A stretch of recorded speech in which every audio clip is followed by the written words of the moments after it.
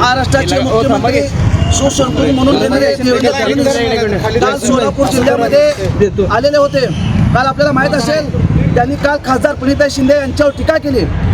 त्यांना आम्हाला एक सांगायचं आहे की खासदार प्रणिताई शिंदे यांनी असं म्हणलं होतं की हा पाऊस शासनाच्या ह्याच्या निर्मितीमुळे पडला आहे। कारण असं का बोलले होते तर त्यांना सांगायचं आहे की आपण जी उपाययोजना पूरग्रस्त आणि अतिवृष्टी झाल्यानंतर जी उपाययोजना राबवला पाहिजे होती ती योजना राबवली नाही, म्हणून आमच्या सोलापूर जिल्हा मोठ्या प्रमाणात पूरग्रस्त भाग आणि अतिवृष्टी मोठ्या प्रमाणे झाली होती।